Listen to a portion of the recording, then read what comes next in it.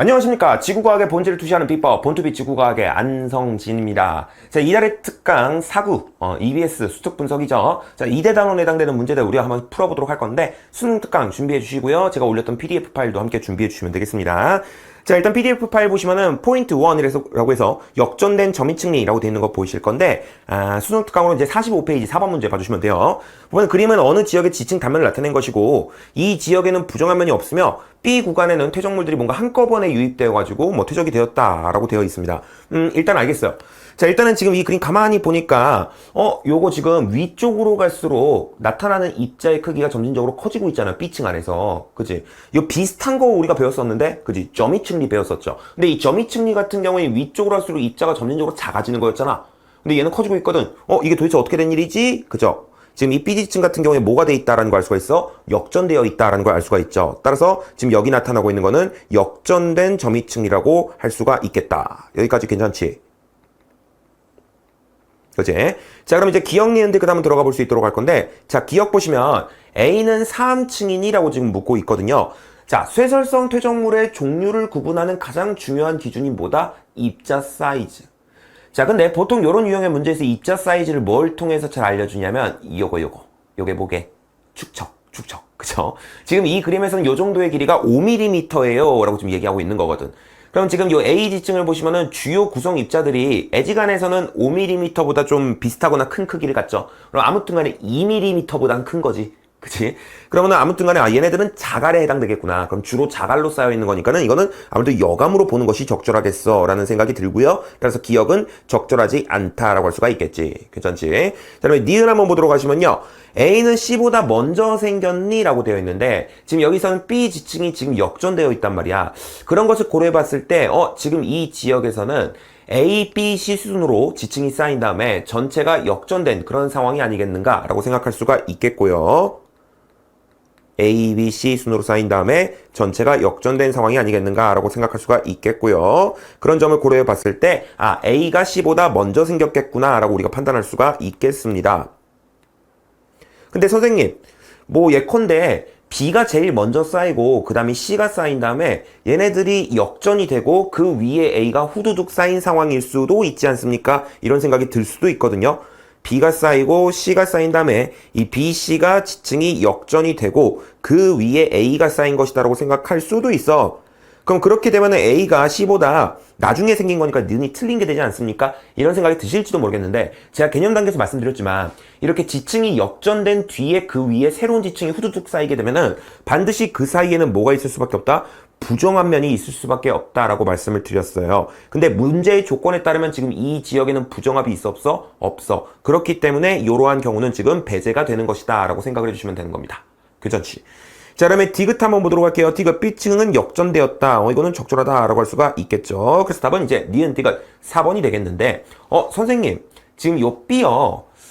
저희가 삼각주의 퇴적 환경에 대해서 배웠을 때 이렇게 위쪽으로 갈수록 점진적으로 입자가 커지는 경향이 나타난다라고 해서 뭐 상향 조립화 경향 뭐 이런 거 우리가 배웠던 것 같은데 이게 상향 조립화 경향일 수도 있는 거 아닙니까? 그럼 이게 지층이 역전됐다고 보기가 힘들 것 같은데요. 이런 생각이 들 수도 있어. 그래서 내가 이제 옆에 성진티스 코멘트에다가 써놨는데 보시면은 삼각주에 나타나는 상향조립화와 역전된 점이층리는 어떤 차이가 있는가 하고 보면은 삼각주의 상향조립화는 일단 기본적으로 사층리와 함께 나타나요.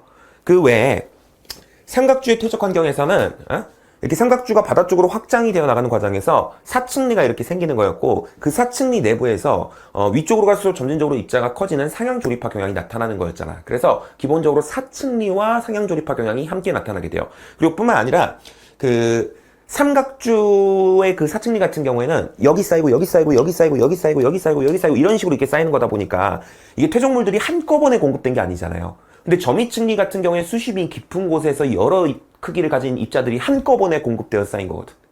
어떤 차이가 있는지 알겠어? 근데 지금 문제의 조건에 따르면은 B 구간의 퇴적물들은 한꺼번에 유입돼서 쌓였다라는 조건이 나와 있기 때문에 이거는 상향조립화 경향이라고 보기는 힘들고 역전된 점이층리라고 봐야 된다는 것이야. 점이층리가 기본적으로 퇴적물들이 한꺼번에 공급되면서 만들어지는 구조거든.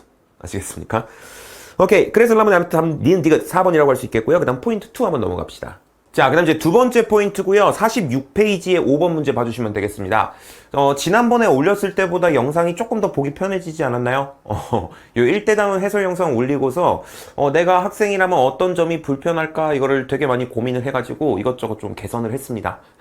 알아봐 주시면 고맙겠고. 자, 그럼 문제 한번 볼게요. 자, 그린 가와 나는 서로 다른 암석에서 관찰된 주상절리 또는 건열의 모습을 순서 없이 나타낸 것이다 라고 되어 있는데요. 뭐 순서 없이 나타냈다고는 하지만 이 정도는 뭐 손쉽게 우리가 맞출 수 있죠. 왼쪽에 있는 것이 무엇이야? 건열이고요. 오른쪽에 있는 것이 주상절리다 라는 것을 알 수가 있습니다. 자, 그럼 기니딥 한번 바로 들어가 볼 수 있도록 할 건데, 자, 기억부터 한번 보시면요. 가는 화산암에서 잘 나타나니? 라고 돼 있는데, 가는 건열이잖아. 그죠? 건열은 퇴적 구조예요. 당연히 무슨 암석에서 나타나는 거예요? 퇴적암층에서 나타나는 거죠. 그죠? 그렇기 때문에 기억은 적절하지 않고요. 그 다음에 니은 한번 보시면은, 나에서 동그라미 기억 방향의 수직으로 다른 단면의 모양은 다각형이다. 라고 돼 있는데, 자, 이 주상절리 같은 경우에 특징이 뭐냐면 보시는 바와 같이 대부분 육각 기둥 형태라는 거예요. 아무튼 간에 뭔가 다각형의 기둥 형태를 가지고 있다는 것이죠. 근데 그거를 이렇게 위에서 내려다보는 방향으로 딱 이렇게 보게 되면은 당연히 뭔가 다각형의 모양이 이렇게 막 모여져 있는 그런 모습이 보이지 않겠습니까? 그죠? 따라서 당연히 다각형이다 라고 할 수가 있겠고요. 그 다음에 디귿 한번 보도록 하시면은 가와 나의 균열은 모두 부피가 수축하여 형성이 됩니까? 라고 돼 있는데, 자, 우리가 이 주상절리 같은 경우에는 이 용암이 냉각되는 과정에서 부피 수축으로 인해서 만들어진다는 거 아예 대놓고 배웠단 말이야. 그래서 나는 괜찮은데 이 건열 같은 경우엔 딱히 우리가 뭐 부피가 수축해서 배운다 이런 걸 배운 적은 없어. 교과서에도 딱히 그런 내용이 나와 있진 않아요. 하지만 우리가 이 건열이 생기는 원리를 한번 떠올려 보면은 이게 퇴적층 속에 들어있던 그런 어떤 수분이 공기 중으로 날아가면서 이게 쩍쩍 갈라짐이 발생하는 거잖아. 어쨌든 얘가 머금고 있던 수분이 날아갔다라는 걸 생각해 보면 아무래도 이 건열도 마찬가지로 부피가 어떻게 되겠어요? 생기는 과정에서. 그치? 생기는 과정에서 퇴적층의 부피가 좀 줄어들 수밖에 없겠죠. 머금고 있던 수분이 날아갔으니까. 왜 사람도 이렇게 수분이 빠지면 미라가 돼버리면서 부피가 수축하잖아. 어떤 느낌인지 알겠지? 오케이, 그런 느낌을 생각하시면 되는 거죠. 그래서 아무튼 간에 가와 나의 균열은 모두 부피가 수축하여 형성된다고 충분히 얘기할 수 있겠습니다. 근데 여기서 내가 조금 더 발전된 부분 한번 얘기해 볼게. 뭐냐면, 자, 예컨대 이 주상절리 같은 경우에 이 부피가 수축하는 과정에서 이 암석의 모든 부분에서 수축하는 정도가 같았니? 라고 물어보면 맞을까요? 틀릴까요? 틀리지. 그치? 만약에 얘가 수축할 때 이 암석의 모든 부분에서 동일한 정도로 수축이 이루어졌다면 그냥 암석 자체가 부피가 쭉 이렇게 쪼그라들지 이렇게 뭔가 쩍쩍 갈라짐이 발생하지는 않을 것 같아. 그치? 그래서 이렇게 쩍쩍 갈라짐이 발생했다라는 걸 통해서 암석의 모든 부분에서 수축하는 정도가 같지는 않았겠구나 라는 판단을 좀 할 수 있으면 좋겠고요. 그럼 건열도 마찬가지겠지? 건열도 만약에 부피가 모든 부분에서 일정하게 수축했으면 그냥 부피만 수축하고 말 텐데 쩍쩍 갈라짐이 발생하는 것으로 보아 모든 부분에서 수축하는 정도가 같지는 않았겠다. 그치? 그래서 그런 부분이 이제 성진티스 코멘트에도 정리가 되어 있는 것이다 라고 보시면 될 것 같아. 아무튼 답은 니은 D가 4번이 되겠고요. 자, 그 다음 이제 포인트 3 주상절리와 판상절리인데 수능 특강 47페이지 9번 문제 보시면 되겠습니다. 자, 그린 가와 나는 제주 서귀포의 해안과 북한산 인수봉을 나타낸 것이다 라고 되어 있고요. 각각 전리가 발견된다 라고 되어 있습니다.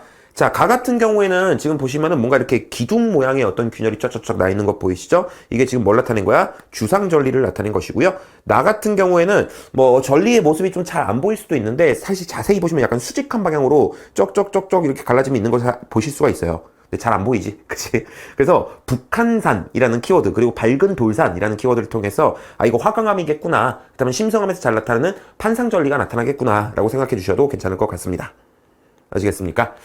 자, 그럼 이 상태로 한번 기니디 들어가 볼 수 있도록 할 건데, 자, 기니디 보시면은 나는 퇴적암 지역이다. 말도 안 되죠? 그 다음에 니은 보시면은 전리가 나타난 암석의 생성 깊이는 가가 나보다 얕다라고 돼 있는데, 자, 주상전리는 주로 이제 지표 부근에서 굳어서 만들어지는 화산암에서 나타나는 그런 전리고요. 그죠? 그 다음에 이 판상전리 같은 경우에는 지하 깊은 곳에서 만들어지는 심성암에서 발견되는 전리야.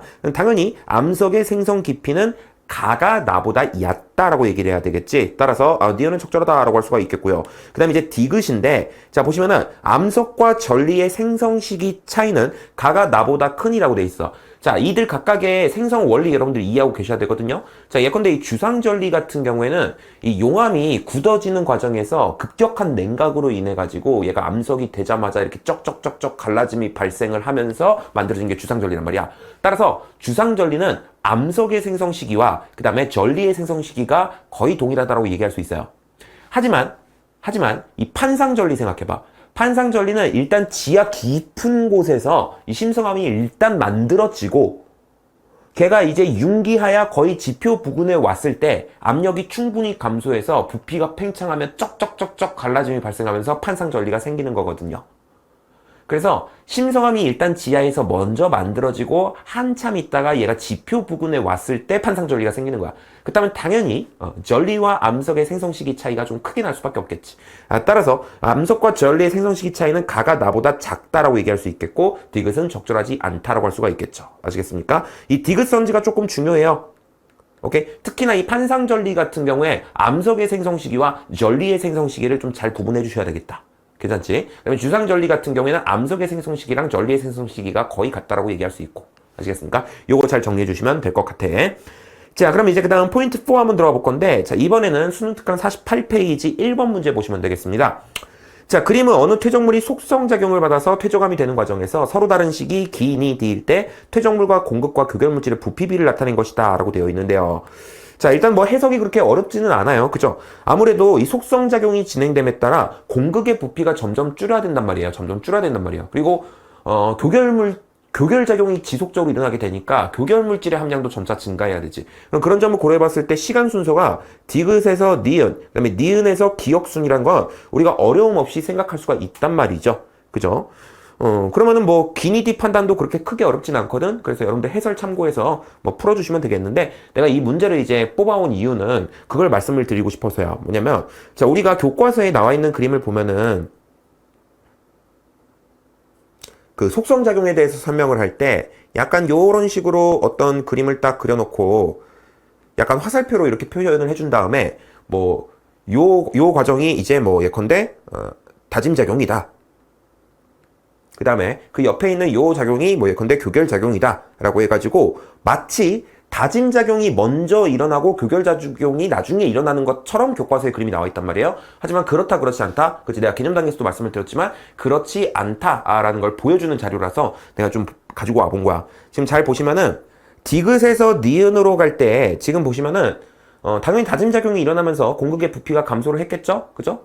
근데 그와 동시에 지금 보시면은 교결물질의 양도 증가를 하고 있거든. 그지? 즉, 다짐작용과 교결작용이 동시에 일어난 거예요.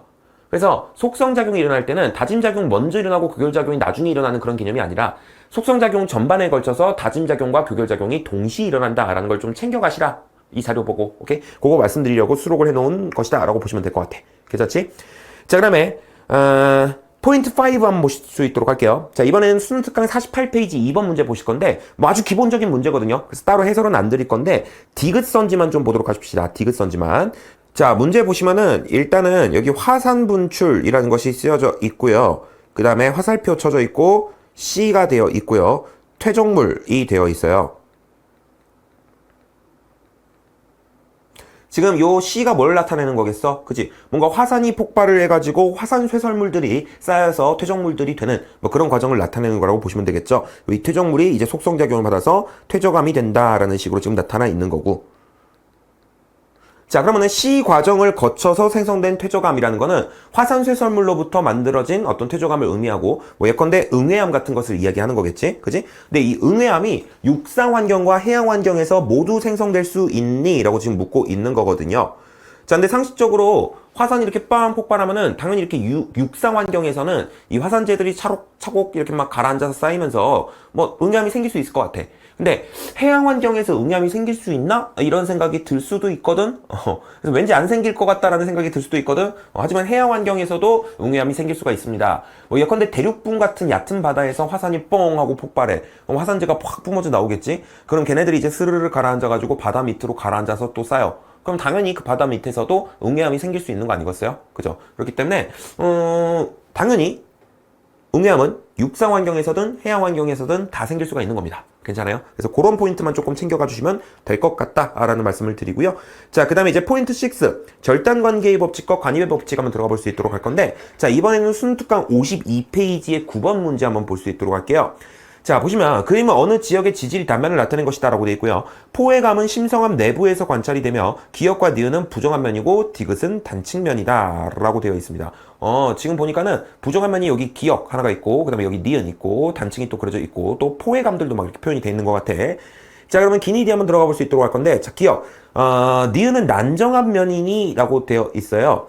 자, 난정암이 뭐야? 부정하면 바로 아래가 심성함이거나 변성함인 경우 우리가 그것을 난정합이라고 이야기를 하죠. 근데 지금 문제의 조건에 따르면은 지금 여기 표시되어 있는 요 화성함 있잖아. 그죠? 요건 심성함이야, 심성함. 그지? 그러면 지금 부정하면 아래에 뭐가 있는 거예요? 심성함이 있는 것이기 때문에 충분히 이거 난정합이다 라고 얘기할 수 있을 거 아니야. 따라서 동그라미 기억은 동그라미 니은이죠. 동그라미 니은은 난정한 면이다 라고 충분히 얘기할 수 있을 것 같습니다. 그지? 그다음에 니은 한번 보도록 하시면은 자, 지질 구조의 형성 과정을 한번 얘기해 보시오 라고 되어 있는데 자, 지금 일단 부정한 면이 역전되어 있지는 않아요. 그죠? 그럼 아래에 있는 부정한 면이 좀 더 오래전에 생긴 부정한 면일 것이고 그럼 당연히 니은이 먼저 생긴 다음에 그 다음에 기억이 생겼을 거야. 부정한 면이. 그지?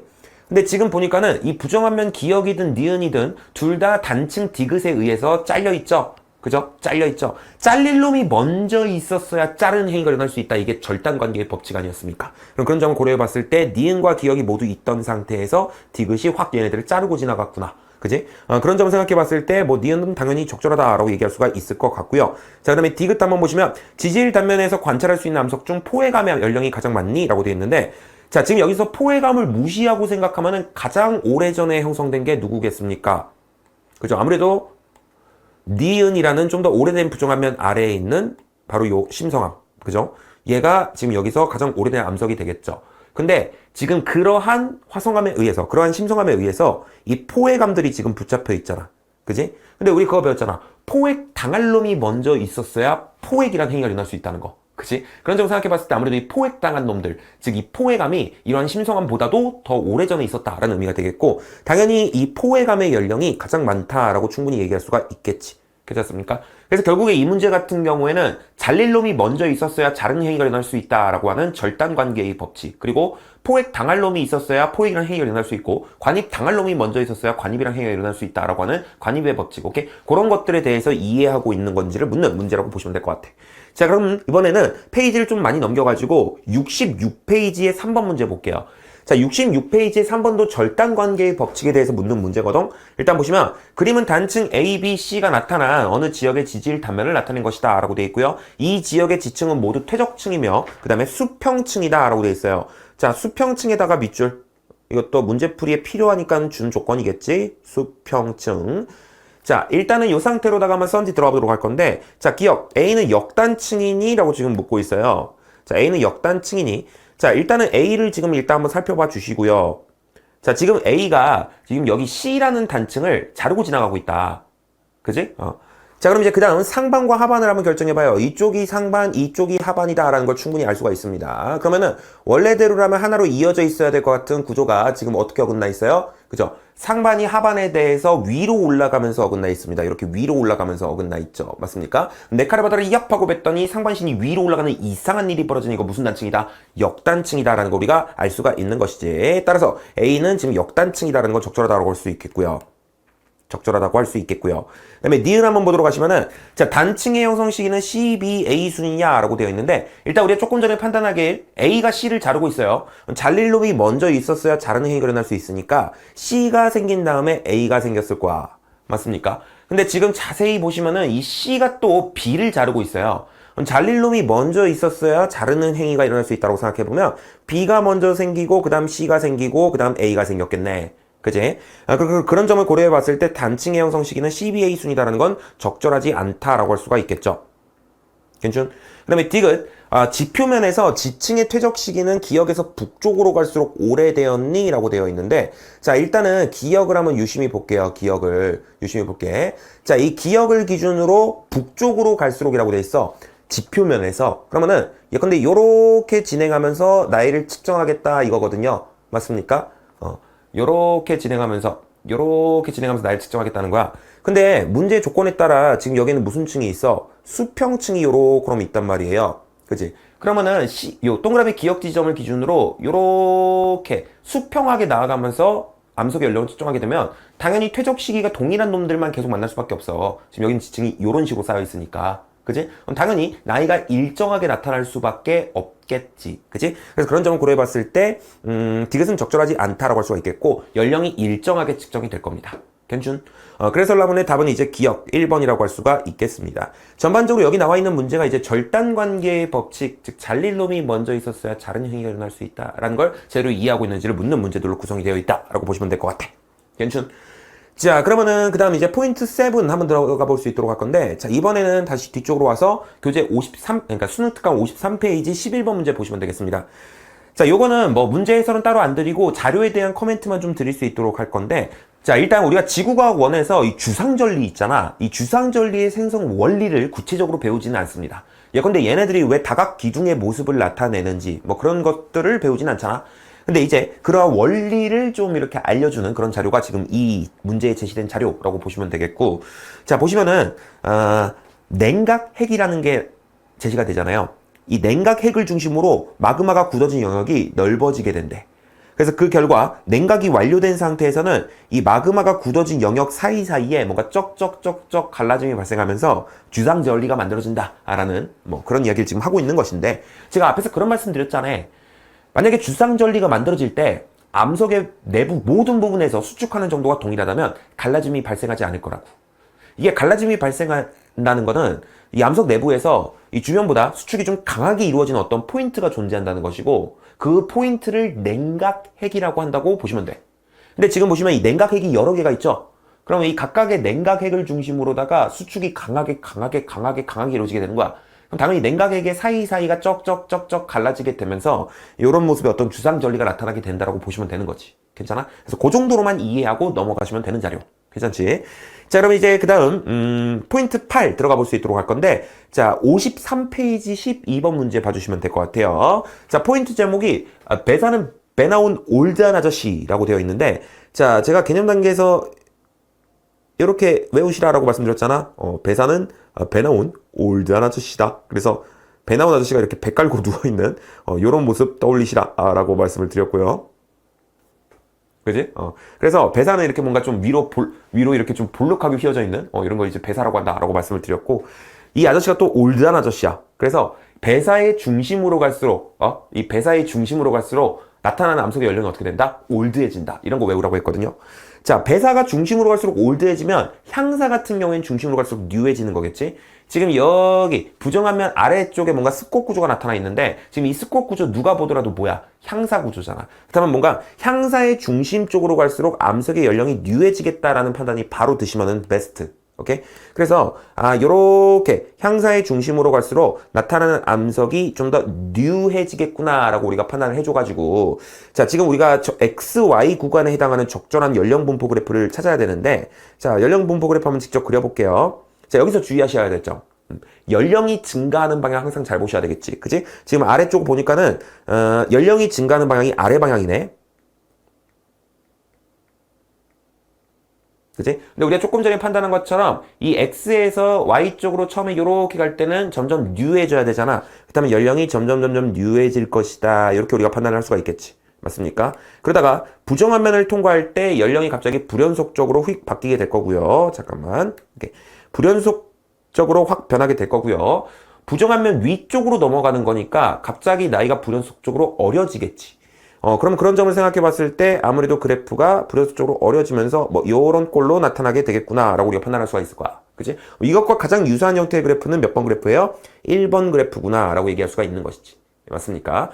자, 만약에 저는 배사의 중심으로 갈수록 암석의 연령이 많아진다. 즉 향사의 중심으로 갈수록 암석의 연령이 어려진다. 이런 걸 생각을 못했어요. 이런 학생들은 만약에 생각을 못했다고 하더라도 요 정도는 판단하실 줄 아셔야 돼. 뭐 정상적인 상황이라면 이게 위쪽에 깔려있는 지층일수록 더 뉴한 지층이잖아. 그지? 근데 지금 보시면은 요런 쪽에 깔려있는 지층이 지금 뭐 예컨대 요런 쪽에 깔려있는 지층보다 더 위쪽에 얹혀져 있는 거란 말이에요. 그치? 그러면은 아무래도 요걸 상대적으로 올드한 지층이다 라고 했을 때 다른 색으로 요 지층은 상대적으로 어떤 지층이다? 뉴한 지층이라고 할 수가 있다는 거예요. 아무래도 더 위쪽에 얹혀져 있으니까는 맞습니까? 그러면은 당연히 X에서 Y쪽으로 갈 때 처음에는 연령이 어떻게 될 수밖에 없어? 어려질 수밖에 없지. 괜찮습니까? 그래서 요 정도의 판단은 할 수 있었어야 된다 라는 거 말씀을 좀 드립니다. 자, 아무튼 간에 답은 이제 1번이 되겠고요. 자, 그 다음에 이제 포인트 9, 분출함 한번 들어가 볼 건데, 자, 이번에는 수능 특강 62페이지의 6번 문제 한번 보도록 하겠습니다. 자, 62페이지 6번입니다. 자, 요거 문제 있는 거 생략하도록 할 거고요. 일단 우리가 이 지질 단면에서 주목해야 될 포인트가 어디냐면 요런 부분이야. 자, 보시면은 요런 부분 위에 지금 뭐가 얹혀져 있어요? 기저여감이 얹혀져 있죠? 그렇다는 건 이게 뭐가 되는 거다? 부정한 면이 되는 거다. 따라서 지금 요 기울어진 있는 요 지층 있죠? 이 지층과 C 사이에도 지금 부정한 면이 형성이 되어 있는 거고, 그 다음에 요 화성암 A와 C 사이에도 부정한 면이 형성되어 있다라고 얘기할 수 있겠습니다.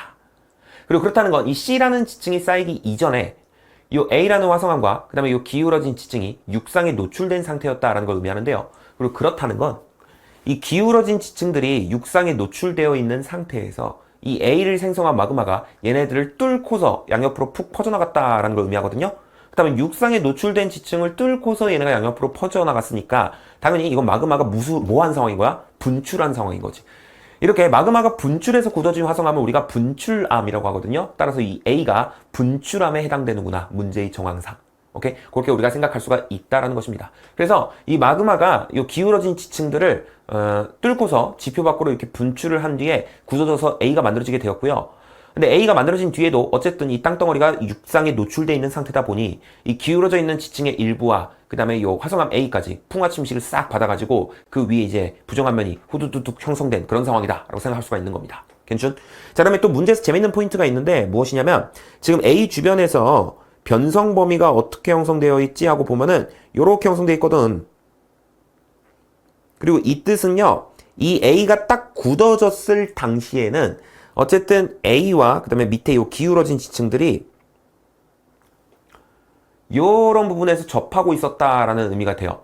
그렇다는 건 이 A가 굳어졌을 당시에는 요 A가 저 끝부분 있지. 저 끝부분까지 어쨌든 분포하고 있었다라는 뭐 그런 의미가 되는 거죠. 근데 지금 현재 A의 분포를 보면은 지금 에게 요 정도까지밖에 분포되어 있지 않거든? 무슨 뜻이야? 그지? 원래는 요 정도까지 분포되어 있었는데 그 육상에 노출되어 있던 그 상태에서 일부가 깎여나간 거야. 풍화 침식을 받은 거지. 그러다 보니까는 이 분포 범위가 좀 쪼그라들게 되었다라는 뭐 그런 생각을 할 수가 있는 겁니다. 오케이? 그래서 그런 부분에 대한 해석이 좀 재밌는 문제였다라는 거 말씀을 드리고 싶고, 자, 그럼 요 상태로다가 한번 썬짓 들어가 볼 수 있도록 할 건데, 자, 기억 보시면 A는 현재 관찰된 영역보다 더 넓게 분포했다. 그죠? 우리가 조금 전에 분석을 좀 해봤습니다. 맞는 얘기가 되겠고요. 그 다음에 니은 한번 보시면은 A는 B보다 먼저 생성되었니? 라고 되어 있는데요. 지금 보시면은 A가 단층에 의해서 잘려있단 말이야. 잘릴 놈이 먼저 있었어야 자르는 얘기가 일어날 수 있으니까 A 다음에 단층이 발생한 거야. 근데 지금 보시면 이 단층이 B에 의해서 관입을 당해 있거든요. 그렇다면 관입 당할 놈이 먼저 있었어야 관입이라는 행위가 일어날 수 있다고 생각해보면 다음과 같이 어떤 생성 순서를 판단할 수가 있고, 그러면 아무래도 A가 B보다는 먼저 생성되었겠구나라고 판단할 수 있겠지. 그치? 그 다음에 D급 보시면 C의 기저여감은 단층 FF-보다 먼저 생성되었니라고 되어 있는데, 지금 보시면 이 기저여감들이 단층에 의해서 잘려 어긋나 있잖아요. 그치? 그렇다는 건 기저여감이 먼저 있었고 단층이 나중에 발생했다. 따라서 디귿 또한 적절하다라고 얘기할 수가 있겠습니다. 괜춘. 자, 이 기억을 해석하는 과정에서 뭐 제가 말씀드린 것처럼 이 문제 상황이 온전하게 이해되고서 풀었으면은 뭐 물론 적절하겠지만, 만약에 온전하게 이렇게 해석이 잘 안 된다고 하더라도 어쨌든 지금 A 위에는 기저여감들이 널브러져 있잖아. 그렇다는 건 아무튼 A가 뭔가 풍화 침식을 받았던 얘기거든. 그치? 그다음에 A가 풍화 침식을 받았다면 당연히 뭔가 분포하는 면적이 좀 좁아지지 않았을까? 좀 깎여 나갔을 테니까. 그치? 뭐 그런 식으로 생각해서 기억을 해결해 주셔도 크게 문제는 안 됐을 것 같다. 라는 거 말씀을 좀 드립니다. 괜찮지? 오케이. 자, 그러면 이제 포인트 10 한번 들어가 볼 수 있도록 할 건데, 자, 지금부터 이제 절대 연령에 해당되는 문제를 풀어볼 거거든요. 자, 수능 특강 62페이지 7번 문제 한번 봐주시면 되겠습니다. 7번 문제. 자, 일단은 포인트 제목 보시면 4분의 3감기라고 되어 있는 거 보이실 거야. 이 4분의 3감기가 뭐냐면 방사성 원소가 4분의 3배가 되는데 걸리는 시간. 그걸 앞으로 제가 4분의 3감기라고 하도록 할 거예요. 자, 근데 우리가 개념 단계에서 뭐 이런 비슷한 얘기 해본 적이 있어. 뭐냐면 이 방사성 원소가 처음 함량을 100이라고 했을 때 얘가 75%로 줄어드는데 걸리는 시간, 뭐 이런 얘기를 한 적이 있었거든. 자, 거기에 대한 이야기 한번 다시 해볼 수 있도록 할게요. 자, 이 세로축이 방사성 원소의 함량이고 가로축이 시간이라고 생각해 볼 수 있도록 하겠습니다. 오케이. 자, 방사성 원소는요, 반감기에 해당하는 시간이 지나게 되면 그 양이 반으로 줄어들죠. 그럼 처음 양을 100이라고 했을 때 아무래도 50으로 줄어들게 될 겁니다. 그지? 그리고 이 그래프 밑둥은 잘라버리도록 하고요. 그럼 이제 우리가 무슨 생각할 수 있냐면은, 자, 봐봐. 처음에는 방사성 원소가 100만큼이 있었는데 지금 반감기만큼의 시간이 지나니까는 이게 50만큼으로 줄어들었다라는 걸 알 수가 있는 거잖아. 자, 만약에 방사성 원소가 선형적으로 붕괴를 한다면 우리는 100에서 75로 줄어드는데 걸리는 시간을 정확하게 구할 수가 있어요. 어떻게요? 자, 이게 75%라는 거는요, 100%와 50%의 중간값이잖아. 그지? 즉, 이 세로축에서의 중간값에 해당된다고. 근데 다음과 같이 방사성 원소가 만약에 선형적으로 붕괴를 한다 라고 한다면, 즉 기울기가 일정하게 붕괴를 한다 라고 한다면은 이때 y축에서의 중간값이 x축에서의 중간값에 대응되기 때문에 보시면 알겠지만은 반감기의 절반에 해당하는 시간이 지나면은 75%로 줄어들겠구나 라고 생각할 수가 있어. 그치? 근데 이거는 방사성 원소가 선형적으로 붕괴할 때의 얘기고요. 우린 알고 있지. 방사성 원소는 사실 선형적으로 붕괴를 하지 않고 아래로 볼록한 그래프 개형을 그리면서 붕괴합니다. 붕괴 곡선을 그렸을 때 아래로 볼록한 그래프 개형을 그리면서 붕괴를 한다 이거지. 그럼 보시면 알겠지만 이 방사성 원소가 100에서 75로 줄어드는데 걸리는 시간은요. 누가 보더라도 어때? 반감기의 절반보다 짧다라는 사실을 알 수가 있어. 뭐라고? 방사성 원소가 100에서 75로 줄어드는데 걸리는 시간은 반감기의 절반보다 짧다라고. 근데 이 방사성 원소가 100에서 75로 줄어들었으면은 이게 지금 함량이 몇 배가 된 거예요? 그치? 이게 4분의 3배가 된 거거든. 따라서 방사성 원소가 4분의 3배가 되는데 걸리는 시간이 반감기의 절반보다 짧다라고 우리가 얘기할 수 있어. 그리고 앞으로 이거는 어느 정도 개념화해서 머릿속에 넣어두시는 게 좋겠어. 4분의 3배가 되는데 걸리는 시간을 4분의 3감기라고 했을 때 이 4분의 3감기는 반감기의 절반보다 어떻다? 반감기의 절반보다 짧다. 뭐라고? 4분의 3감기는 반감기의 절반보다 짧다. 4분의 3감기는 반감기의 절반보다 짧다. 자, 올해 수능 특강을 보면은 이 개념을 활용하면 빠르게 풀리는 문제가 굉장히 많이 출제가 되었고요. 그리고 평가원에서도 이걸 활용한 문제를 또 출제를 한 적이 있거든. 그래서 최근에는 거의 무슨 기본 개념처럼 물어보고 있는 그런 부분이기 때문에 머릿속에 개념화해서 넣어두자. 4분의 3감기는 반감기의 절반보다 짧다. 자, 그러면 이 상태로다가 우리가 한번 62페이지 7번 문제 볼 건데, 자, 화성암을 구성하는 광물에 포함된 방사성 원소 X가 붕괴하여 자원소 Y가 생성되는 과정을 나타낸 것이래. 기역과 니은은 모원소와 자원소 중 하나다라고 되어 있는데, 자, 지금 보니까 요 색깔 칠해져 있는 거 있죠? 그죠? 색깔 칠해져 있는 게 시간이 지날수록 양이 좀 줄어. 광물 안에서. 그지? 그렇다는 건 이 녀석이 뭐겠다? 그지? 시간이 지날수록 점차 붕괴해 나가는 모원소겠다. 따라서 요 니은이 모원소겠고, 그 다음에 색칠이 안 되어 있는 거는 자원소겠구나라고 우리가 금방 판단할 수가 있을 거예요. 근데 지금 보니까 생성 당시로부터 3억 년이 지나니까 모원소가 원래 8개만큼 있었는데 4개로 줄어들었잖아. 즉 절반으로 줄었잖아. 그렇다면 이것이 반감기에 해당되겠다. 따라서 지금 여기서 이 모원소에 해당되는 X 있죠? 모원소의 반감기가 몇 년이다? 3억 년이다 라는 사실을 알 수가 있는 거지. 괜찮아? 자, 근데 지금 이 두 번째 상태에서 세 번째 상태로 변할 때 지금 모원소가 몇 배가 된다는 사실을 알 수가 있어? 그지? 보이지? 그지? 4분의 3배가 된다라는 사실을 알 수가 있습니다. 그렇다면은 이 두 번째 상태에서 세 번째 상태가 될 때 걸리는 시간은 반감기의 절반보다는 짧을 것이다 라는 걸 알 수가 있단 말이에요. 반감기의 절반보다는 짧을 것이다. 그리고 반감기가 3억 년으로 주어져 있는 상황이니까 그렇다면 이때 걸리는 시간은 1.5억 년보다는 적을 것이다. 그렇다면 우리는 n에 들어갈 숫자도 맞출 수가 있죠. 그죠? n에 들어갈 숫자는요. 모르긴 몰라도 어쨌든 4.5보다는 작아야 될 겁니다. 괜찮지? 그럼 우리가 기니디 판단은 크게 어렵지 않을 것 같은데 자, 여기다가 기니디 판단을 해볼 수 있도록 할게요. 여기다가 자, 기역 한번 보도록 하시면요. 자, 동그라미 기역은 Y, 동그라미 니은은 X에 해당하니? 라고 되어 있는데 아니죠. 그죠? 동그라미 니은이 모원소 X에 해당됩니다. 그 다음에 니은 한번 보시면은 X의 반감기는 3억 년 맞고요. 그 다음에 N은 4.5보다 작다라는 건 적절하다라고 할 수 있겠지. 괜춘. 자, 그럼 이제 그 다음 63페이지 9번 문제 한번 보도록 할게요. 자, 63페이지 9번인데요. 지질 단면 해석은 크게 어렵지 않아서 기억 넘어가고 바로 니은 선지 한번 보도록 할게. 자, X의 양이 100에서 75가 되는데 걸리는 시간은 50에서 25가 되는데 걸리는 시간보다 짧다라고 돼 있는데 자, 이게 100에서 75가 됐으면 이게 몇 배가 된 거예요? 4분의 3배가 된 거잖아. 따라서 이건 지금 4분의 3감기에 대한 얘기를 하고 있는 거고요. 그 다음에 50에서 25가 됐으면 이게 지금 몇 배가 된 거예요? 절반이 된 거잖아. 따라서 이건 반감기에 대한 얘기를 하고 있는 거죠. 그죠? 그리고 우리 앞에서 얘기했어. 뭐 4분의 3감기는 반감기의 절반보다 짧다고. 그럼 당연히 이 둘을 비교하게 되면은 반감기에 해당되는 이놈이 더 길겠죠. 맞습니까? 그렇게 우리가 판단할 수 있어야 되겠고, 따라서 니은은 적절하다라고 얘기할 수가 있겠죠. 그 다음에 디귿 한번 보도록 하시면은 절대 연령은 Q가 P의 3배 이상이다라고 돼 있는데, 자, 지금 화성한 P가 있고 Q가 있습니다. 근데 요 X의 양이 P는 75%만큼 남아있고요. Q는요 25%만큼 남아있어. 그러면 초기 함량을 100이라고 했을 때 P 같은 경우에는 지금 처음 양에 대해서 4분의 3배가 돼 있는 상태니까 생성 이후에 4분의 3감기를 지난 시점이죠. 그럼 모르긴 몰라도 이 녀석은 절대 연령이 반감기의 절반에 해당하는 시간보다는 짧을 것이다 라고 판단할 수가 있겠고, 그지? 그 다음에 Q 같은 경우에는 25%만큼 남아있잖아. 이거 100에서 타노스 2번 해야 되는 수치니까 이거 절대 연령이 반감기 2회 지난 거다라고 판단할 수 있겠지. 그지? 그럼 보시면 알겠지만은 P의 절대 연령이 Q의 4분의 1배보다 어려요. 그쵸? 4분의 1배보다 어려요. 그렇기 때문에 절대 연령은 Q가 P의 3배 이상이다라고 얘기할 수가 있겠지.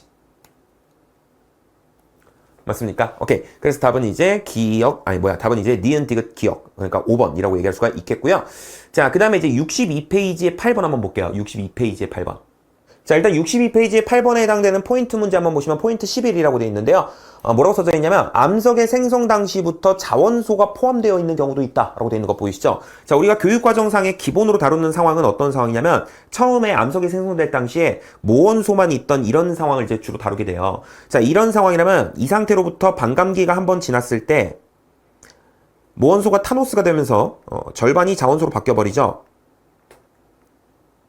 자, 이때 보시면 알겠지만 어떤 특정 시점에서 모원소의 양과 자원소의 양을 더하게 되면은 그것이 처음에 있던 모원소의 양과 같아집니다. 너무 당연하지.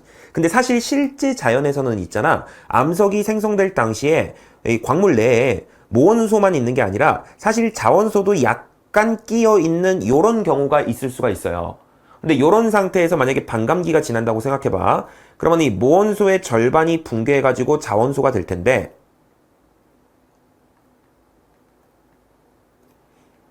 자, 요 시점에서 이 자원소의 함량을 다 더한다고 생각해봐. 그리고 모원소의 함량을 다 더한다고 생각해봐. 자, 이게 처음에 있던 모원소의 양이 됩니까? 아니죠. 그렇지 않죠. 처음에 있던 모원소의 양은 요거인걸.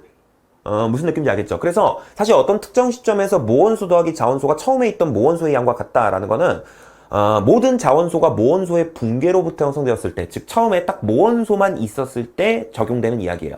그래서 사실 아래와 같이 처음부터 이미 자원소가 일부 포함되어 있는 이런 문제 상황에서는 우리가 배웠던 그런 논리를 적용시키기 위해서는 이 처음에 포함되어 있던 자원소 있잖아. 이걸 우리가 배제시키고 생각을 해야 우리가 배운 것처럼 어떤 특정 시점에서 모원소 더하기 자원소 값이 처음에 있던 모원소의 양과 같다라는 논리를 펼칠 수가 있는 거야. 아시겠습니까? 근데 지금 요 62페이지의 8번 상황이 처음부터 자원소가 일부 포함되어 있는 그런 상황을 지금 다루고 있는 거죠. 오케이. 자, 발문이 있는 건 생략하도록 하고 바로 그냥 선지로 넘어가 볼 수 있도록 할게요. 이거 좀 지우고. 자, 일단 기억부터 한번 보도록 하실 건데, 자, 기억 보시면은 X의 반감기는 1억 년이니? 라고 지금 묻고 있는데요. 자, 여러분, 지금 이 문제에 제시되어 있는 자료는 모원소의 함량을 나타낸 게 아니라 자원소의 함량을 나타낸 거야. 그래서 시간의 흐름에 따라 지금 증가를 하고 있죠. 근데 지금 보니까, 처음에 자원소가 이미 얼마만큼의 양이 포함되어 있었어? 12.5만큼이 포함되어 있었어. 자, 근데 얘가 생성된 이후에 1억 년이 지나니까, 암석이 생성된 이후에 1억 년이 지나니까는, 이 수치가 62.5로 변했다잉? 그지? 그렇다면 1억 년 만에 지금 자원소의 함량이 몇이 증가한 거예요? 50만큼이 증가한 거잖아. 맞습니까? 그리고 자원소가 50만큼이 증가했다는 거는 모원소가 50만큼이 붕괴했다는 뜻이죠. 그리고 문제의 조건에 따라 처음에 있던 모원소의 양은 100으로 정의가 되기 때문에 100에서 50만큼이 줄어들었으면 절반이 된 거잖아. 따라서 1억 년 동안 절반이 됐구나. 반감기는 1억 년이구나. 라고 우리가 생각할 수가 있다라는 것이지. 아니면 방금 제가 말씀드린 것처럼 처음부터 자원소가 포함되어 있는 이런 상황에서는 이 처음에 있던 자원소의 양을 배제시키고 우리가 생각해야 우리가 배웠던 이모저모가 적용이 된다고 말씀을 드렸잖아. 그래서 처음에 있던 이 자원소의 함량인 12.5를 한번 배제시켜 보는 거야. 그래서 이 값을 그냥 0이라고 생각해 보도록 하는 거지. 그러면은 여기서 모든 수치의 값에다 다 12.5를 빼줘야 되겠죠? 그렇게 되면 이 62.5라고 쓰여져 있는 이 부분이 자원소의 함량이 50인 부분이 돼. 그러면은 1억 년 만에 자원소가 0에서 50이 되었다라는 거 우리가 알아볼 수 있는 거니까 그렇다면은 반감기가 1억 년이겠구만 이렇게 우리가 생각할 수도 있는 거지. 괜찮습니까? 오케이, 그렇게 우리가 생각할 수도 있다. 자, 그다음에 니은 한번 보도록 할게요. 자, 니은 한번 보도록 하시면은 이 화성암에 포함된 X는 두 번의 반감기를 거쳤니? 라고 되어 있거든요. 자, 지금 보니까 현재 이 화성암의 Y 함량은 75%야. 뭐라고? 현재 자원소에 해당되는 이 Y의 함량이 75%야. 자, 근데 우리한테 중요한 건 항상 모원소의 양이란 말이야. 왜? 우리가 절대율령 파트에서 배우는 핵심 개념이 방사성 원소, 즉 모원소가 동일 시간에 동일 비율로 감소한다는 거였으니까. 따라서 이때의 모원소 함량을 구해보도록 할 건데 늘상 우리가 한 것처럼 100에서 75를 빼가지고 X 함량을 구해버리시면 안 돼요. 그죠? 내가 말씀드렸지? 우리가 배운 이모저모를 적용을 하려면은 처음에 있던 자원소의 양을 배제시켜야 된다고. 그러면은 지금 75에서 처음에 있던 자원소 함량인 12.5를 어떻게 해야 되는 거예요? 빼줘야 되는 거야. 자, 75에서 12.5를 빼면 몇이 되죠? 그죠? 62.5가 되죠? 맞죠? 그러면 이제 이거를 100에서 빼줘야 모원소의 함량을 구할 수가 있는 거지. 그지? 그럼 100에서 62.5를 빼면 몇이 됩니까? 37.5가 되네. 맞습니까? 37.5%. 그럼 이거는 50%보다는 더 많이 붕괴했는데 25%보다는 덜 붕괴한 거니까 반감기를 2회 지났다라고 얘기할 수는 없게 되는 거지. 괜찮습니까? 따라서 니은은 적절하지 않다라고 할 수가 있는 것이고요. 자, 그다음에 디귿 한번 보도록 하시면은 X가 모두 붕괴하고 나면 Y 함량은 100이 넘는다라고 됐는데 X가 처음에 100만큼이 있었잖아. 근데 이 100이 모두 붕괴하면 당연히 자원소가 100만큼이 생기는 거겠죠? 근데 처음에 있던 자원소가 12.5%가 있으니 여기에 자원소 100이 추가되면은 X가 다 붕괴하면은 자원소 함량이 112.5가 되겠지. 그치? 따라서 디귿은 적절하지 않고요. 따라서 답은 기억 1번이 되겠습니다. 괜춘. 오케이. 자, 그러면 이제 다음 포인트로 넘어갈 건데 수특 63페이지 10번 문제 한번 보면 되겠어요. 자, 그럼 63페이지 10번입니다. 자, 보시면 스트로마톨라이트와 에디아카라 동물군 화석에 대한 소개가 되어 있는데요. 자, 이와 관련해서 여러분들 개념에서 우리가 요거 배웠던 거 기억을 좀 떠올려 주셨으면 좋겠어. 뭐냐면 스트로마톨라이트는 남세균의 어떤 생은 화석에 해당이 되죠. 근데 이 남세균이라는 녀석들이 시생누대 때 최초로 출현하긴 했지만 지금 현재까지도 잘 살아있거든. 그래서 지금 현재도 지구 어딘가에서 스트로마톨라이트를 막 만들어내고 있어요. 그렇기 때문에 이 스트로마톨라이트가 어떤 지질 시대를 특정하는 표준 화석이 될 수는 없다. 그러니까 어떤 특정한 지질 시대를 딱 지시하는 표준 화석이 될 수는 없다라고 말씀을 드렸고요. 한편 에디아카라 동물군 화석 같은 경우에는 이 원생누대 후기에 살다가 돌아가신 그 다세포 동물들의 화석을 얘기하는 것이기 때문에 얘네들은 원생누대를 지시하는 표준 화석이 된다라고 제가 말씀을 드린 적이 있습니다. 지금 거기에 대한 문제가 나온 것이다 라고 보시면 되겠거든. 자, 기니디 한번 보시면은 기억 가해 생물, 남세균 얘기하는 거죠. 남세균은 대기 중에 산소가 거의 없던 시기에 출현하였니? 라고 되어 있는데요. 남세균이 최초로 출현한 시기는 시생누대고요. 대기 중에 산소가 증가하기 시작한 시기는 원생누대가 시작될 무렵이죠. 따라서 남세균이 최초로 출현할 그 당시에는 대기 중에 산소가 거의 없었다라는 것은 충분히 맞는 얘기입니다. 그 다음에 니은 보시면 나는 표준화석이니? 라고 됐는데 그죠? 원생누대를 지시하는 표준화석입니다. 그 다음에 디귿 화석을 형성한 생물의 출현 시기는 가가 나보다 먼저이다 라고 되어 있는데 스트로마톨라이트를 형성하는 게 남세균이고요. 남세균은 시생누대 때 최초로 출현했죠. 한편 에디아카라 동물군 화석은 말 그대로 원생누대 최초로 출현한 그런 다세포 동물들의 화석이니까 당연히 생물의 출현 시기는 가가 나보다 먼저이다 라고 얘기할 수가 있을 것 같습니다. 그래서 답은 기니디 5번이 되는 거겠죠. 맞습니까? 그 다음에 70페이지 12번 볼래요? 잠깐 뒤로 넘겨서 70페이지 12번을 보시면 이거는 자료에 대한 코멘트만 간단하게 말씀드리고 넘어갈게요. 자, 그림은 어느 지역의 지질 단면과 지층에서 발견된 화석의 산출 범위를 나타낸 것이다 라고 되어 있는데요. 딱 문제의 의도가 느껴지지 않습니까? 그죠? 뭐인 것 같아. 그치? 지금 가장 위에 있는 지층에서 스트로마톨라이트 화석이 발견되고 있잖아. 이거를 스트로마톨라이트는 시생누대를 지시하는 표준화석 아닌가? 하고 헷갈려하는 그런 친구들이 좀 더 오래전에 지질시대에 해당되는 화석이 좀 더 위에서 발견되고 있으니까 이거 지층이 역전된 거 아닌가? 이렇게 생각하도록 이렇게 헷갈리도록 뭔가 함정을 파놓은 거라는 의도가 딱 보이게 되는 거죠. 맞습니까? 하지만 지금 봤을 때 부정한 면을 한번 살펴봐봐. 부정한 면을 살펴보면은 우리 알고 있잖아요. 부정한 면이 역전되면 이렇게 부정한 면 아래쪽에서 기저감이 이렇게 나타나게 된다라는 사실. 근데 얘네들은 안 그렇잖아. 그렇다는 건 뭘 할 수 있어? 그치? 여기서 지층의 역전은 딱히 없었구나 라는 걸 우리가 알 수가 있는 거지. 그리고 스트로마톨라이트는 어떤 지질 시대든 만들어질 수 있는 거니까 마찬가지로 이 화석 분포를 보고서도 딱히 지층이 역전되었다라고 얘기할 수가 없는 상황인 거고. 그렇지 않습니까? 아무튼 간에 그거 생각해 주시면 기니디 판단은 크게 어렵지 않을 것이다 라는 말씀을 좀 드리고요. 자, 그 다음에는 65페이지 2번, 잠깐 앞쪽으로 넘어가서 65페이지 2번 한번 보도록 할게요. 자, 65페이지 2번은 포인트 13에 해당되는데요. 포인트 13 제목 읽어보시면 단층이 발생하고 곧장 그 위에 새로운 지층이 쌓이는 건 불가능하다고 되어 있습니다. 이게 무슨 말인지 문제 한번 풀어보자. 자, 그림은 어느 지역의 지층 모습을 나타낸 것이다 라고 되어 있고요. 오케이. 자, 바로 한번 선지 들어가 볼 수 있도록 할 건데, 자, 기억부터 보자. 자, 기억부터 한번 보시면은 단층 FF-는 장력을 받아 형성되었니? 라고 되어 있거든요. 자, 일단은 지금 보니까 단층면을 기준으로 우리가 상반과 하반을 결정할 수 있을 것 같아. 누가 보더라도 이쪽이 상반이고 이쪽이 하반이구나 라는 걸 알 수가 있죠. 맞습니까? 그 다음에 원래대로라면 하나로 이어져 있어야 됐을 것 같은 그런 구조를 찾아봐. 보니까는 여기랑 원래 이어져 있었어야 될 것 같아. 근데 지금 보니까는 이게 상반이 하반에 대해서 아래로 내려오면서 어긋나 있다라는 사실을 알 수가 있죠. 그 다음에 네 칼을 받아라 얍하고 뺐더니 상반신이 아래로 스르르 내려가는 무슨 단층? 정단층이구나 라는 걸 알 수가 있는 거지. 따라서 장력의 영향을 받아서 생성되었다라고 얘기할 수 있겠습니다. 그 다음에 니은 한번 보도록 할 건데, 자, 보시면은 사음은 화강암보다 먼저 생성되었니? 라고 되어 있거든요. 자, 지금 사음이 맨 위에 있는 이런 녀석이야. 화강암은 이런 녀석이고, 자, 둘 중에 누가 먼저 생겼을까? 자, 지금 보니까 이 사음층이 여기 있는 단층 있잖아? 이 단층에 의해서 잘려있죠. 그쵸? 그러면은 잘릴 놈이 먼저 있었어야 자르는 얘기가 일어날 수 있다는 걸 생각해보면 사음이 먼저 생기고 단층이 생겼습니다. 근데 그 단층이 지금 화강암에 의해서 관입을 당해 있죠. 그렇다면 단층이 먼저 발생하고 화강암이 나중에 생긴 거야. 그러다 보니까는 사암이 먼저 생겼고 화강암이 나중에 생겼구나라는 걸 우리가 알 수가 있는 거죠. 따라서 니은은 적절하다라고 할 수가 있겠는데, 근데 여기서 분명히 의문을 가지는 친구들이 있을 거거든. 뭐냐면 선생님 꼭 그렇게 해석을 해야만 하는 겁니까? 이러면서 자, 예컨대 지금 여기서 쉘까지 쌓이고 단층이 후둑 이렇게 발생을 한 다음에 화강암이 이렇게 관입을 하고 이 위에 사암층이 후두두둑 이렇게 쌓였다라고 한다면 화강암 다음에 사암이 생겼다라고 할 수도 있는 거 아닙니까? 분명히 이렇게 생각하실 친구들 계실 거거든. 그치? 자, 근데 이게 왜 말이 안 되는 거냐면 봐봐. 자, 다음과 같이 뭔가 쉘층이 후두두둑 쌓인 다음에 단층이 발생을 하고 화강암이 관입한 뒤에 그 위에 사암층이 후두두둑 쌓였다라고 한다면 그럼 단층이 발생하고 화강암이 관입하는 그 기간 동안에는 퇴적이 중단됐다는 얘기잖아. 근데 퇴적이 중단돼 있으려면 이 지역 자체가 육상에 노출된 상태여야 되거든. 근데 그러려면 아무래도 이런 윗부분들이 어떻게 됐을 수밖에 없어? 풍화침식을 받아서 깎여 나갔을 수밖에 없어. 즉 이렇게 튀어나온 이런 부분이 있지? 특히 이렇게 튀어나온 이런 부분이 깎여 나갔을 수밖에 없다고. 그럼 여기에 이제 부정한 면이 형성되게 되는 거지.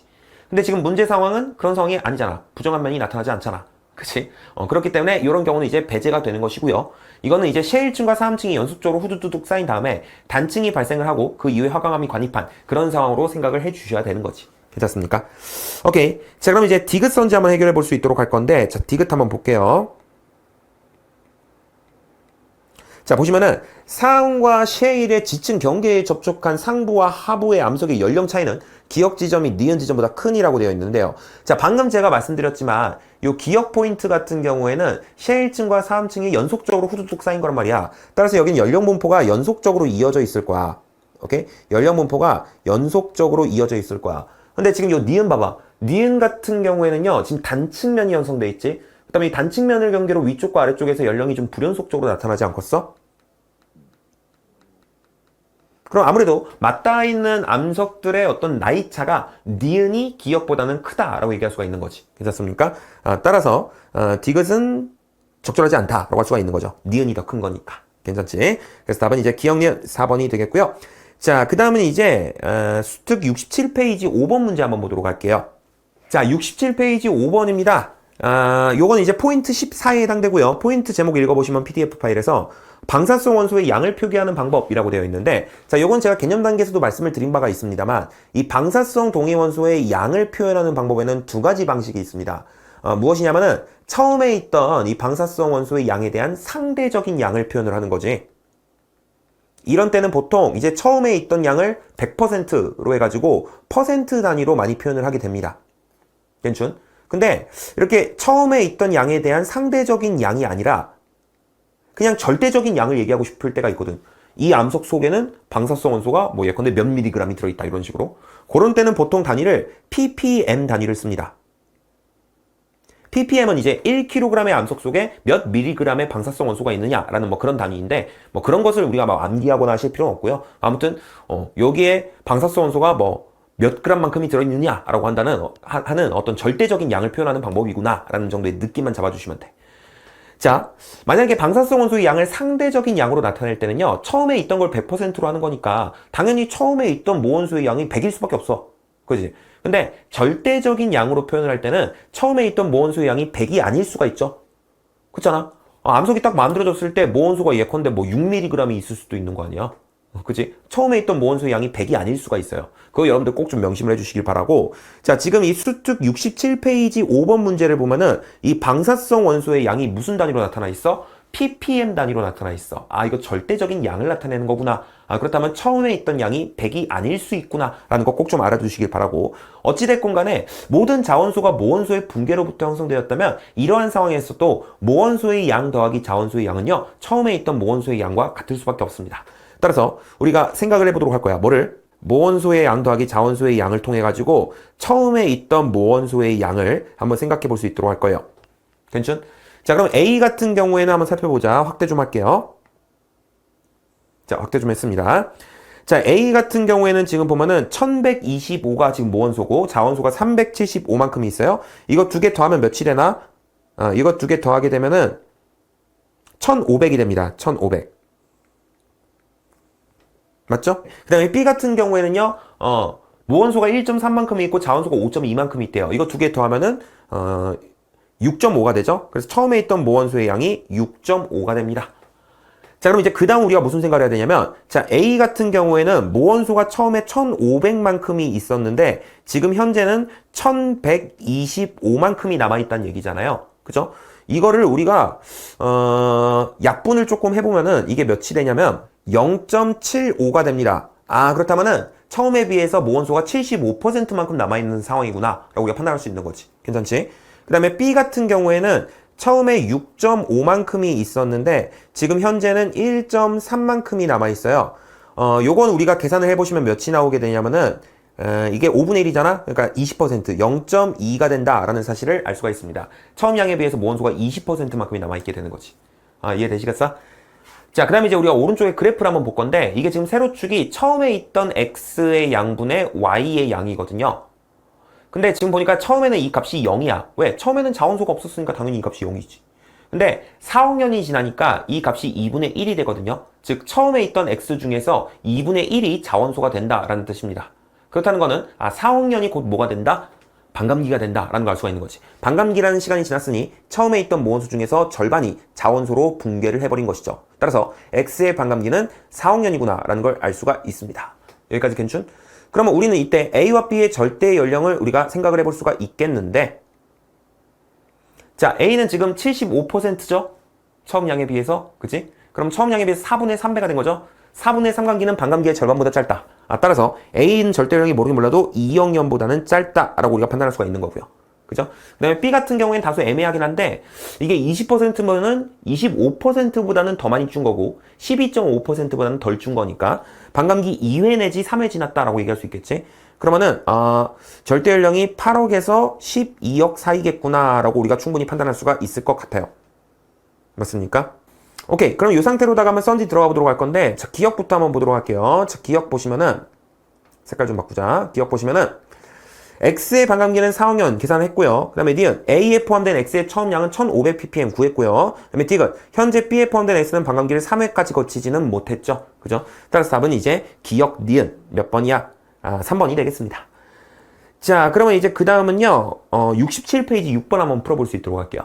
자, 67페이지 6번 한번 보겠습니다. 자, 다음은 어느 지역의 지질 단면과 그 다음에 화성암 PQR의 특징을 나타낸 것이다 라고 되어 있는데요. 첫 번째 점을 보니까 화성암 PQR 중 P가 가장 마지막으로 관입했다 라고 지금 쓰여져 있습니다. 지금 일단 지질 단면을 보면요, Q가 지금 윗대가리가 깎여 있고 그 다음에 그 윗대가 깎여서 생긴 그 부정화면을 지금 R이 지금 관입을 하고 있죠.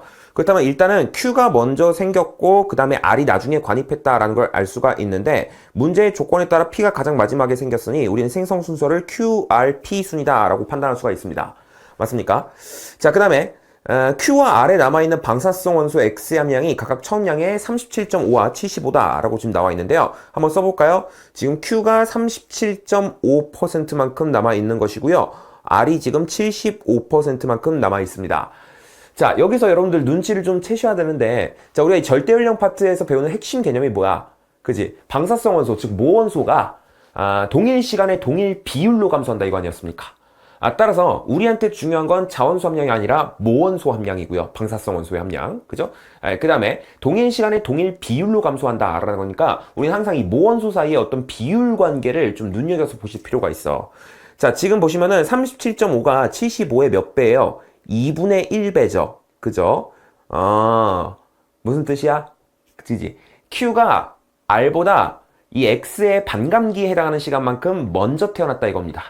즉 X의 반감기에 해당하는 시간만큼 더 오래되었다 그거지. 그렇기 때문에 2분의 1배만큼 더 많이 줄어들어 있을 수가 있는 거예요. 자, 여기에 대해서 좀 더 자세하게 설명을 드려보자면, 자, 우리가 배운 핵심 개념이 이 방사성 원소는 동일 시간에 동일 비율로 감소한다 이거잖아요. 그리고 이거는 그 역도 성립하거든요. 어떤 방사성 원소가 동일 비율로 감소했으면 이게 뭐에서 뭐로 줄어들었든지 간에 항상 동일 시간이 걸리는 거예요. 그래서 꼭 100%에서 50%로 줄어드는 데 걸리는 시간뿐만 아니라 75에서 37.5로 줄어들 때 걸리는 시간, 혹은 뭐 60%에서 30%로 줄어드는 데 걸리는 시간, 뭐든지 간에 아무튼 절반으로 줄는 데 걸리는 시간은 전부 다 반감기인 거예요. 아시겠습니까? 그럼 아무튼 간에 Q는 R보다 X의 반감기만큼 먼저 태어났구나. 즉 절대 연령이 X의 반감기만큼 더 많구나 라고 우리가 판단할 수가 있는 것인데, 또 세 번째 점에 의하면은 지금 뭐라고 써져 있어? 그지? Q는 R보다 절대 연령이 2억 년이 더 많다라고 돼 있죠? 그렇다는 건 무슨 뜻일까? 그지? 바로 X의 반감기가 곧 무엇이다? 2억 년이다 라는 사실을 알 수가 있는 것이죠. 괜찮습니까? 자, 그럼 이제 기니디 풀어볼 건데 여기다가 한번 써볼 수 있도록 할게요. 자, 기니디 풀어볼 건데 기억 보시면은 X의 반감기는 2억 년이니 라고 되어 있죠. 적절합니다. 그 다음에 니은 한번 보도록 하시면은 P의 절대 연령은 1억 년보다 작니? 라고 되어 있는데, 자, 지금 R부터 한번 보자. 자, R 같은 경우에 지금 X 함량이 75%죠. 그리고 우리 앞에서 여러 번 얘기했어. 방사성 원소가 100에서 75로 줄어드는데 걸리는 시간, 즉 4분의 3감기가 항상 이 반감기의 절반보다 짧다라는 사실. 그러면은 모르긴 몰라도 이 R 같은 경우에 나이가 반감기의 절반, X의 반감기의 절반에 해당되는 1억 년보다는 어릴 것이다 라고 우리가 판단할 수가 있는 거잖아. 그지? 그럼 그것보다 나중에 생긴 P 같은 경우에도 나이가 어쨌든 1억 년보다는 적을 것이다 라고 우리가 판단할 수가 있겠지. 따라서 니은은 적절하다 라고 할 수 있겠고, 보시면 알겠지만 이번에 수능 특강에서 이 4분의 3감기랑 관련된 내용이 굉장히 빈출됐어요. 따라서 앞으로 평가원 모의고사, 교육청 모의고사에서 이 4분의 3감기가 반감기의 절반보다 짧다는 거 응용한 문제가 또 출제될 가능성이 굉장히 높다라는 거 꼭 좀 명심을 해 두시길 바라면서, 자, 디귿 한번 보도록 할까? 자, 디귿 보시면요. 부정합이 형성된 시기는 3억 년 전보다 오래되었다라고 되어 있는데, 자, 우리 조금 전에 생각을 해봤잖아. 뭐냐면 Q는 R보다 X의 반감기만큼 나이가 많은데 그게 2억 살이야. 그지? 그렇다면은 R이 나이가 1억 년보다는 어리다라는 걸 통해서 우리는 Q가 나이가 3억 년보다 어리다라고 판단할 수 있거든요. 맞지? 근데 지금 보시면은 Q가 윗대가리 후들겨 맞고 생긴 부정합면을 지금 요 뭐시기야? R이 관입을 하고 있잖아. 그지? 그렇다면 모르긴 몰라도 Q와 R의 생성 시기 사이에 부정합면이 만들어졌을 것이다 라고 우리가 판단할 수 있는 거 아니겠어요? 그지? 그럼 모르긴 몰라도 이 부정합면의 형성 시기는 3억 년보다는 최근이겠다라고 판단할 수 있겠지? 그지? 그렇기 때문에 디귿은 적절하지 않다라고 판단할 수가 있는 것이죠. 그래서 답은 기억, 니은 3번이 되겠습니다. 자, 그럼 이제 그 다음에는요, 68페이지의 8번 문제 보도록 할게요. 자, 68번의 8번 같은 경우에는요, 요 디귿선지만 좀 볼 수 있도록 하겠습니다. 자, 지금 문제를 보면은 캄브리아기 지층에서 산출된 서로 다른 종류의 삼엽충 A, B, C의 화석을 뭐 나타낸 것이다 라고 되어 있는데, 어쨌든 지금 이 문제에 제시된 시기가 캄브리아기라는 거잖아. 그지? 근데 디귿 보시면 C의 화석이 산출된 지층에서 어류 화석이 산출될 가능성은 없다라고 되어 있는데, 자, 여러분 제가 개념 단계에서 요 정도는 암기를 하라라고 말씀드렸어요. 뭐 어류의 최초 출현 시기는 언제? 그지? 어류도비스기라고 해가지고 오르도비스기다 라는 거 우리가 배웠었죠. 그죠? 그럼 아무튼 간에 캄브리아기에는 어류가 없었으니까 당연히 캄브리아기 지층에서 어류가 발견될 가능성이 없는 거지. 그지? 그렇기 때문에 디귿은 적절하다라고 할 수가 있겠죠. 괜찮은? 기역과 니은 같은 경우에는 뭐 해설 보시면 충분히 해결이 될 것 같고, 그 다음에 이제 무슨 문제를 보냐면 69페이지 10번 문제 한번 보도록 할게요. 자, 그림은 지질시대 동안 대기 중 산소 비율을 나타낸 것이다 라고 되어 있고요. 요 기역과 그 다음에 니은 같은 경우에는 이 산소 비율이 크게 변한 특정 기간을 의미한다 라고 되어 있습니다. 자, 일단은 자료에 대한 코멘트 좀 드려볼 수 있도록 할 건데요. 자, 여기서 니은선지 한번 봐봐. 니은선지 보시면은 산소 비율의 증가량은 기역일 때가 니은일 때보다 크니라고 되어 있는데요. 지금 얼핏 보면은 눈대중으로 보면 요 기역 구간이 니은 기간보다 뭔가 이렇게 산소의 증가 비율이 좀 큰 것처럼 보이거든요. 하지만 그렇게 눈대중으로 풀면 돼, 안 돼? 안 돼. 왜요? 지금 이 그래프의 세로축을 살펴보시면은 이게 이 눈금 간의 간격이 일정하지가 않습니다. 그지? 지금 뭐 예컨대 요 사이 간격은 0.01이고, 그지? 뭐 요 사이 간격은 막 90이고 막 그렇거든요. 그지? 이렇게 간격이 일정하지 않은 경우에는 눈대중으로 비교하시면 큰일 나고 항상 값을 읽어가지고 비교를 해주시라라고 말씀드렸고요. 값 읽어보시면 니은이 증가 비율이 더 크다라는 걸 알 수가 있어. 그렇기 때문에 니은은 적절하지 않다라는 것을 알 수가 있고요. 지금 이 세로축 한번 살펴보시면 이게 로그 스케일입니다. 로그 스케일. 동일 간격의 동일 비율로 지금 물리량이 표현이 되어 있죠. 오케이? 이런 로그 스케일에서는 눈대중으로 대소부 관계를 비교하시는 거를 금한다 라는 거 말씀을 드리고요. 자, 그 다음에 디귿 한번 보도록 할게요. 디귿 보시면은 남세균의 광합성에 의한 대기 중 산소 증가는 기역의 산소 비율 변화에 기여하였니? 라고 되어 있는데요. 남세균이 광합성을 하면 대기 중으로 산소를 뿜뿜 하잖아. 그치? 그렇다면 시생누대에서 원생누대로 넘어갈 때 이 산소 비율이 증가하는데 당연히 뭐 영향을 미쳤겠죠? 그렇기 때문에 뭐 디귿은 적절하다고 할 수 있겠는데 여기서 약간 딴지를 거실 수 있는 게 선생님 시생누대 때 살던 이 남세균이 만들어낸 산소는 해수 속에 철을 산화시키는 데 쓰였다면서요. 뭐 이렇게 생각하실 수 있겠는데 그건 맞아. 오케이? 이 시생누대 기간 동안에는 이 남세균이 뿜뿜한 산소가 대기 중으로 가기보다는 해수 속에 철을 산화시키는 데 주로 쓰였는데 이제 시생누대에서 원생누대로 넘어갈 무렵에 해수 속의 철을 이제 다 산화를 시켰기 때문에 이제 그때부터 이 남세균이 뿜뿜한 산소들이 어디로 가는 거야? 대기 중으로 가는 거야. 그렇기 때문에 이때 이제 뚜뚜뚜뚜 그렇게 대기 중 산소 비율이 증가하게 된 거죠. 그치? 그런 점을 고려해봤을 때 당연히 남세균이 뿜뿜한 산소는 이때의 대기 중 산소 비율 증가에 기여한 거 아니에요. 그치? 그렇기 때문에 디귿은 적절하다라고 할 수가 있겠습니다. 그죠? 뭐 기역은 그냥 자료 보시면은 뭐 지속적으로 증가한 건 아니구나 라는 걸 알 수 있는 거고. 그치? 그래서 답은 이제 디귿이 되겠고요. 자, 그 다음에 이번에는 마지막 문제예요. 71페이지에 14번 문제 한번 보도록 할게요. 자, 보시면 이것도 캄브리아기 동안에 뭔가 생물 속의 수 변화를 나타낸 것이다 라고 되어 있는데요. 자, 기억부터 바로 한번 들어가 보면은 캄브리아기의 생물 속의 수는 지속적으로 증가했니? 라고 됐는데 지속적으로 증가하지는 않았어. 지금 자료 보시면은 감소한 때가 있었거든요. 그쵸? 그렇고 이제 니은 한번 보시면 척추동물은 5억 년 전 생물 속에 포함이 된다 라고 되어 있는데 척추동물 중에서 최초로 출현한 게 어류잖아. 그지? 근데 그 어류가 언제 출현했어? 오르도비스크에 출현했죠. 그래서 최초의 척추동물이 오르도비스크에 출현을 했다. 이거 앞에서도 얘기를 했잖아. 그럼 이런 점을 감안했을 때 캄브리아기에 해당되는 이 5억 년 전에 당연히 척추동물이 살지는 않았겠죠. 이때. 그지? 그 다음에 디귿 한번 보도록 하시면은 5.2억 년이 된 외골격 생물의 화석이 존재할 수 있다라고 되어 있는데 일단 디귿은 뭐 당연히 맞는 얘기가 되겠는데 기억 니은 틀렸으니까. 근데 여기서 외골격 이게 뭔 말이지? 뭐 이런 생각이 드셨을 수도 있어요.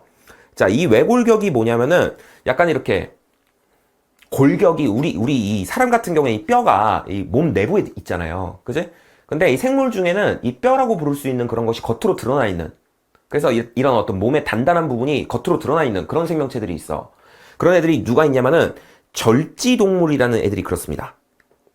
이 절지동물의 특징이에요. 이 절지동물이라는 게 어떤 애들이 포함이 되는 거냐면은 일단은 곤충. 곤충은 요 바깥에 드러나 있는 몸체가 좀 단단하잖아요. 그지? 그리고 또 누가 있냐면은 가재. 가재도 그렇죠. 그죠? 그 다음에 또 누가 있냐면은 뭐 삼엽충. 삼엽충도 절지동물에 해당되거든요. 오케이? 뭐 아무튼 이런 애들이 있겠는데 이런 애들을 절지동물이라고 하거든? 그리고 이 외골격을 이제 절지동물의 특징이라고 이야기를 해요. 그리고 5.2억 년 전에는요, 보시면 알겠지만 삼엽충이 존재하고 있었지? 삼엽충은 외골격을 가지고 있기 때문에 당연히 5.2억 년이 된 외골격 생물의 화석이 존재할 수 있다고 얘기할 수 있는 거예요. 되게 뭐 지엽적인 부분이긴 한데 어쨌든 수특이 나온 거니까 뭐 이런 게 있구나 하고 그냥 이런 게 있구나 하고 넘어가시면 될 것 같아요. 별로 중요한 내용은 아닙니다. 아시겠어요? 오케이, 그럼 이 정도로 좀 정리할 수 있을 것 같고요. 이렇게 해서 2대 단원 문제 한번 분석을 좀 해봤습니다. 자, 고생 많으셨고 저는 또 다음 사고에서 3대 단원 문제들 한번 분석해 볼 수 있도록 할게요. 감사합니다. 안성진이었습니다.